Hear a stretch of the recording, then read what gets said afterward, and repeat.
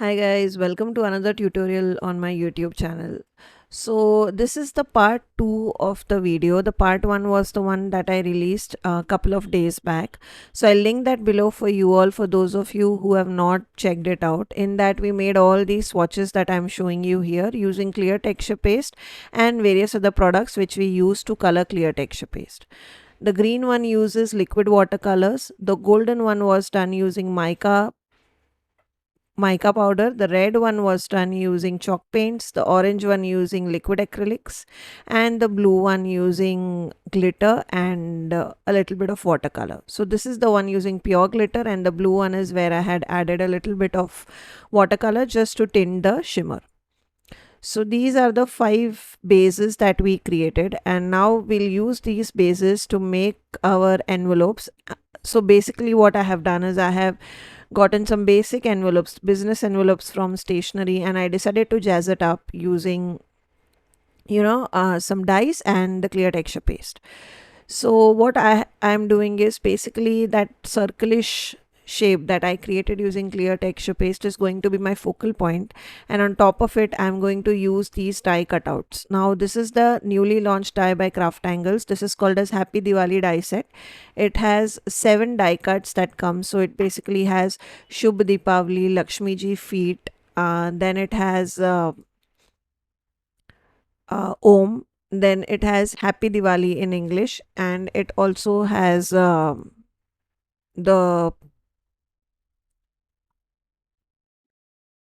and it cuts out swastik also. So in this particular, so basically what I'm doing is I have already die cut it out, and you have seen me do this die cutting in a lot of videos, so I'm not repeating that in this tutorial. And what I'm doing is I have cut them out of red, green and red, silver and gold cardstock, and I have decided to use those cutouts as a way to jazz up my envelopes and make it more like Diwali. So basically in this video what I'm trying to show you is that you use basic things like a texture paste and some paints which you already would have with you, and some glitters or some mica powders that you would have with you if you are a resin artist, and how you can use that in a different way. Now this is particularly from a card making perspective. However, as I told in my previous video, clear texture paste is such a versatile medium that you can literally use it in card making, you can use it in mixed media, you can use it in decoupage, you can use it even for your texture painting on canvas and things like that. So basically you can consider it like a extender of your paint, and whatever paint you have, in my cases those were liquid acrylics, liquid watercolors, chalk paints, mica powder and glitter powder. So in my case I extended those, so using them to tint my paste, I extended my paste, and then I have used this paste in a variety of projects that you see here. So that was the whole point. I wanted to show you how versatile this particular texture paste is as compared to all our texture paste. Now for those of you who don't know, Craft Angles has 9 different kinds of texture paste. I'll link down my video below for you all, where I talk about all those 9 types of texture paste in depth. It is a 1 hour long video where I talk about what are the advantages, disadvantages of using a particular paste, how it gives you different textures, and what I normally use when. And apart from that, we also have 3 different kind of texture paste set, which is rust paste, patina and moss. And as the name suggests, they mimic the effect of rust paste, patina and moss respectively. So a super huge range of selection of paste to choose from. In this particular case, I wanted to show you that how versatile clear texture paste as a product in itself is. It is one of the most basic paste that you can use, and it can be extended in so many ways. It honestly depends on what how you plan to use it and what your imagination, where it takes you. So again, I am doing very similar thing. What I'm doing is I'm sticking a focal point of Diwali, like be it a swastik or Lakshmi ji feet or Om, on the top of this texture paste blob that we created. And then on the right hand side, I am just adding Diwali sentiment from the die cut. So in a couple of them I have used the Hindi one, which says Shubh Deepavali, and in a couple of them I have used the English one which says Happy Diwali. So with this particular die set, now honestly, all the craft angles Diwali dies are my favorite. However, this particular one, I feel like, let's say if you can only buy one or two dies, then I would definitely suggest that you invest in this particular Happy Diwali die set and the layered diya die set, because those two are an very traditional, they have been designed in keeping in mind the whole traditional Diwali projects. So, and they are very versatile, like you can use this literally on Diwali projects, and then you can cut out those happy part, and then you can use them for your Christmas projects. Just stamp the Christmas and use the happy from this die, and you can use those Oms and swastiks and Lakshmi ji feet all year round for various Hindu festivals. So it's not just Diwali. So that way this particular die set is very versatile. Same goes with diya. I honestly feel like diya, you can use it in a lot of projects, not just Diwali. And that is why, again, both of them are personal favorite dies of mine from this collection.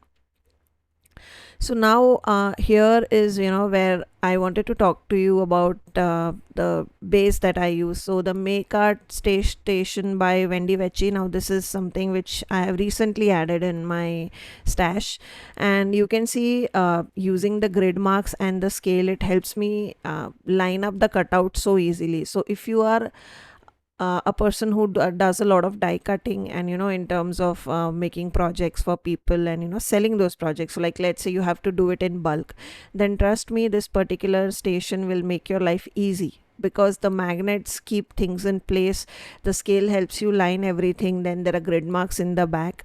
So if you are into die cutting and if you do a lot of card making, then this tool is a good investment from my personal standpoint.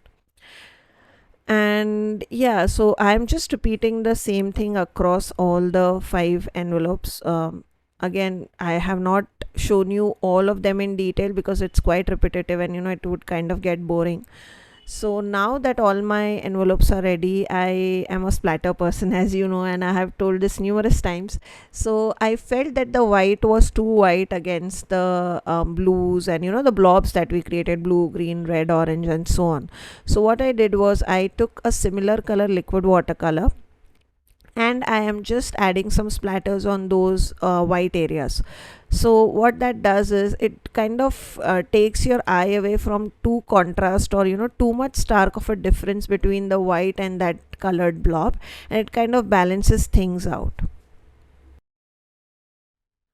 Now that our envelope base are dried and ready, what I am doing is I'm just taking some red tacky tape, and I am going to stick this on top of our stationery bought envelopes, and you can see how those simple white envelopes have been jazzed up to a pretty custom Diwali envelopes which you can gift out to your loved ones, just by putting some effort and using products, most of the products which you would probably already have being a artist. So that was the whole point of this tutorial, where I wanted to make a lot of envelopes which are different in itself. So each and every envelope is very different from one particular envelope. However, they use the same products essentially, only based on whether you are using glitters or paints, or what colors of paints you are using, or what color of mica powders you are using, you get completely different textures and look. So that was my tutorial for today. I leave you with a lot of close-ups of each and every envelope.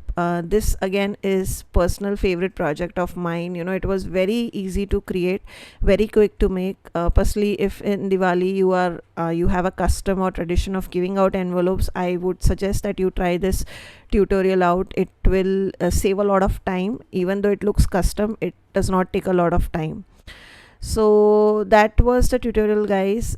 I hope you enjoyed. If you did, don't forget to like and comment, and do consider subscribing to my YouTube channel. I'll see you in my next tutorial. Till then, take care. Bye bye.